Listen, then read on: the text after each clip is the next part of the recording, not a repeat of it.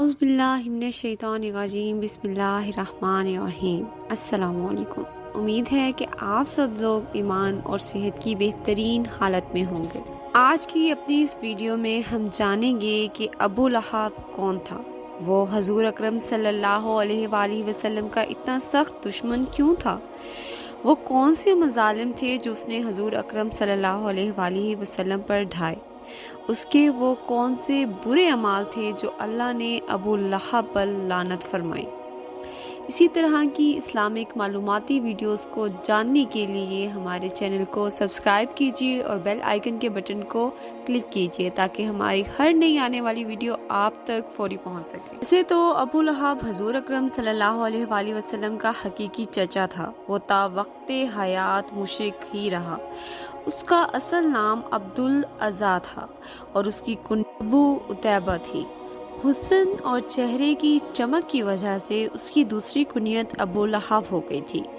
वो हजूर अकरम सल्लल्लाहु अलैहि वसल्लम के हकीकी चचा थे मगर आपके सख्त दुश्मन थे। उनकी बीवी जो कि अबू सुफियान की बहन थी, वो अपने शोहर से भी ज़्यादा हजूर अकरम सल्लल्लाहु अलैहि वसल्लम की सख्त दुश्मन थी। रसूल अकरम सल्लल्लाहु अलैहि वसल्लम को नबूवत मिलने के बाद जब तक ये दोनों जिंदा रहे, ये कोई भी मौका ऐसा हाथ से न जाने देते जिसमें आपको एज़ा ना दे पाते। अबू लहब से जुड़े चंद हकायक भी आपको बताएंगे जो कि शायद ही आपने सुने हों। कुरान पाक में सूरह लहब दरअसल वो वाहिद सूरत है जिसमें किसी शख्स का नाम लेकर उसकी मजम्मत की गई। मक्का और हिजरत मदीना के बाद भी बहुत से लोग थे जो हजूर अकरम सल्लल्लाहु अलैहि वसल्लम से सख्त अदावत रखते थे और उन्हें सख्त तखालीफ भी पहुंचाते थे। आखिर फिर अबू लहब ने ऐसा कौन सा कारनामा सर अंजाम दिया जो उसकी कुरान पाक में नाम लेकर शदीद मजम्मत की गई। हजूर अकरम सल्लल्लाहु अलैहि वसल्लम की पैदाइश और उसके बाद आपकी नबूवत तक की उम्र में अरबों में बेतहाशा बुराइयां थी, मगर इसके बावजूद आप सल्लल्लाहु अलैहि वसल्लम की जात सबसे अफजल और कामिल थी। में बेतहाशा बुराइयां होने के बावजूद आप सल्लल्लाहु अलैहि वसल्लम उन सबसे मुनफरिद थे। अरबों में सिर्फ एक ही खूबी थी, वो रिश्तेदारों के साथ सुलह रहमी करते थे। वो सुलह रहमी को बहुत ज़्यादा अहमियत भी देते और कतई रहमी को गुनाह कबीरा समझते थे।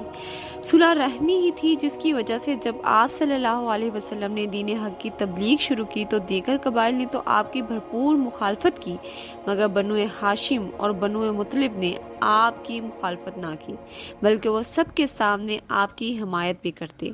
हालांकि काफ़ी लोग आप सल्लल्लाहु अलैहि वसल्लम पर ईमान भी नहीं लाए थे, मगर चौंका सुलह रहमी को वो बहुत ज़्यादा अहमियत देते थे, इसीलिए रिश्तेदार होने की हैसियत से वो लोग आपकी हिमायत करते। इसीलिए वो उन लोगों को अपना दुश्मन भी नहीं समझते थे जो हजूर अकरम सल्लल्लाहु अलैहि वसल्लम की हिमायत करते थे, क्योंकि उनमें असूल था कि अपने ख़ानदान के किसी भी शख्स को उसके दुश्मन के हवाले नहीं करते। के पूरे ख़ानदान में अबू लहब एक वाहिद शख्स था जिसने अपने खून के रिश्ते से इस कदर नफ़रत की और खुल्लम खुल्ला दुश्मनी भी की। जबकि अबू लहब और आप सल्लल्लाहु अलैहि वसल्लम के वालिद माजिद एक ही बाप की औलाद थे। अरब में चचा को बाप की जगह पर समझा जाता था, खसूसी तौर पर जब भतीजे का वालिद वफात पा चुका होता।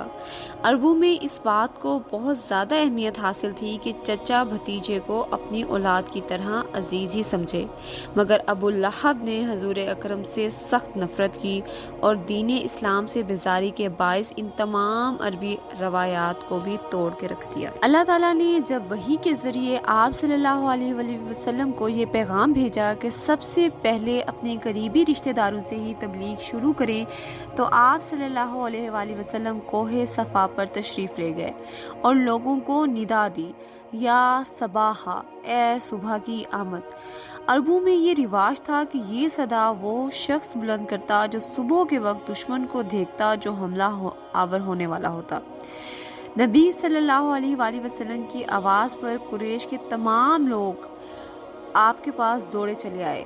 جو نہ آ سکتے تھے انہوں نے اپنی جگہ پر کسی اور کو بھیج دیا۔ جب تمام لوگ جمع ہو گئے تو آپ صلی اللہ علیہ وآلہ وسلم نے ہر ایک قبیلے کا نام لے کر سب سے مخاطب ہو کر کہا، اگر میں تمہیں یہ بتاؤں کہ پہاڑ کے پیچھے ایک بہت بڑا لشکر تم پر حملہ آور ہونے آ رہا ہے تو کیا تم میری بات پر یقین کرو گے؟ لوگوں نے یک زباں ہو کے کہا کہ ہم نے کبھی آپ کے منہ سے جھوٹ نہیں سنا۔ پر آپ صلی اللہ علیہ وآلہ وسلم نے فرمایا، میں تمہیں خبردار کر رہا ہوں، آگے سخت عذاب آ رہا ہے۔ اس سے قبل کوئی اس بات کا جواب دیتا، آپ کے چچا ابو لہب نے کہا، ستیہ ناس جائے تیرا، کیا اسی لیے تم نے ہمیں جمع کیا تھا؟ روایت میں یہ بھی ملتا ہے کہ ابو لہب نے ایک پتھر تک اٹھا لیا تھا کہ وہ آپ صلی اللہ علیہ وآلہ وسلم کو وہ کھینچ کر مار دیتا۔ یہ زید رضی اللہ تعالیٰ عنہ کی روایت ہے کہ محمد صلی اللہ علیہ وآلہ وسلم سے ایک دن ابو لہب نے پوچھا کہ اگر میں تمہارے دین کو اپنا لوں تو مجھے بدلے میں بھلا کیا ملے گا؟ تو آپ نے کہا، جو باقی ایمان والوں کو ملے گا۔ پھر ابو لہب نے دریافت کیا کہ میرے لیے کوئی بھی فضیلت نہیں؟ آپ صلی اللہ علیہ وآلہ وسلم نے فرمایا، تو آپ کیا چاہتے ہیں؟ تو ابو لہب نے جواب دیا، ستیہ ناس چاہے اس دین کا جس میں اور دوسرے لوگ برابر ہوں۔ کہا جاتا ہے کہ ابو لہب حضور اکرم صلی اللہ علیہ وآلہ وسلم کا قریب ترین ہمسایہ تھا۔ دونوں کے گھروں کو صرف ایک دیوار تھی جو الگ کرتی تھی۔ اس کے علاوہ بھی چند لوگ آپ کے ایسے ہمسائے تھے جو کہ ابو لہب کی طرح آپ کے سخت ترین دشمن تھے۔ اسی لیے یہ سب لوگ مل کر آپ صلی اللہ علیہ وآلہ وسلم کو چین نہیں دیتے تھے۔ ایک بار آپ صلی اللہ علیہ وآلہ وسلم نماز ادا کر رہے تھے تو انہوں نے اونٹ کی اوجھڑی اور غلاظت آپ پر ڈال دی۔ اگر صحن میں کھانا بن رہا ہوتا تو یہ لوگ کھانے پر غلاظت پھینک دیتے اور آپ صلی اللہ علیہ وآلہ وسلم گھر سے باہر نکل کر صرف اتنا فرماتے کہ یہ کیسی ہمسائیگی ہے۔ ابو لہب کی بیوی تو آپ کو اپنا سخت ترین دشمن مانتی تھی۔ اس نے اپنا روز کا معمول بنا رکھا تھا کہ وہ روز رات کو خاردار جھاڑیاں لا کر آپ صلی اللہ علیہ وآلہ وسلم کے دروازے پر رکھ دیتی تاکہ اس سے آپ کو اور آپ کے گھر والوں کو تکلیف پہنچے۔ اس کے علاوہ کہا جاتا ہے کہ جب بھی حضور اکرم صلی اللہ علیہ وآلہ وسلم گلی سے گزر رہے ہوتے تو وہ چھت سے ٹھہر کر آپ پر کوڑا پھینکتی۔ ابو لہب کی طرح وہ بھی کوئی موقع بھی ایسا اپنے ہاتھ سے نہ جانے دیتی جس میں وہ آپ کو ایذا نہ پہنچاتی۔ حضور اکرم صلی اللہ علیہ وآلہ وسلم کی دو صاحبزادیوں کی شادی ابو لہب کے دو بیٹوں عتبہ اور عتیبہ سے ہوئی تھی۔ نبوت کے بعد ابو لہب نے اپنے دونوں بیٹوں سے کہا، میرے لیے تم سے ملنا حرام ہے اگر تم محمد کی بیٹیوں کو طلاق نہ دے دو۔ چنانچہ دونوں نے اپنے والد کی باتوں میں آ کر ان کو طلاق دے دی۔ عتیبہ تو اس قدر جاہل تھا کہ اس نے حضور اکرم صلی اللہ علیہ وآلہ وسلم کے سامنے آ کر کہا، میں انکار کرتا ہوں، اور یہ کہہ کر اس نے آپ کے اوپر تھوکا جو کہ آپ صلی اللہ علیہ وسلم پر نہیں پڑا۔ نعوذ باللہ۔ رسول اکرم صلی اللہ علیہ وآلہ وسلم نے عتیبہ کے اس رویے پر اس کو بد دعا بھی دی۔ ایک بار تجارت کی گھر سے عتیبہ بھی قافلے کے ساتھ کہیں جا رہا تھا اور ان کا پڑاؤ ایک ایسی جگہ ان کو کرنا پڑا جہاں پر درندوں کی موجودگی کا ڈر تھا۔ ابو لہب نے قافلے والوں کو نصیحت کی تھی کہ میرے بیٹے کی حفاظت کرنا کیونکہ مجھے حضور اکرم صلی اللہ علیہ وآلہ وسلم کی بد دعا کا ڈر ہے۔ چنانچہ تمام قافلے والوں نے اپنے اونٹ عتیبہ کے گرد بٹھا دیے اور پھر تسلی سے سو گئے۔ رات کو ایک خونخوار شیر آیا اور اونٹوں کے حلقوں سے گزر کر عتیبہ کو چیڑ پھاڑ کر کھا گیا۔ بعض روایات میں اس واقعے کے حوالے سے اختلاف پایا جاتا ہے۔ بعض کا کہنا ہے کہ یہ واقعہ ہجرت مدینہ سے پہلے پیش آیا، بعض کا کہنا ہے ہجرت مدینہ کے بعد، اور بعض کا کہنا ہے واقعہ سورہ لہب کے بعد پیش آیا، اور بعض لوگوں کا کہنا ہے کہ وہ ابو لہب کا بیٹا جس کو شیر نے مارا اس کا نام عتیبہ تھا، اور بعض کا ماننا ہے کہ وہ عتبہ تھا۔ مگر ایک چیز تو روایات سے یہ ثابت ہوتی ہے کہ فتح مکہ کے بعد عتبہ نے اسلام قبول کر لیا اور آپ صلی اللہ علیہ وآلہ وسلم کے ہاتھ مبارک پر بیعت بھی کی۔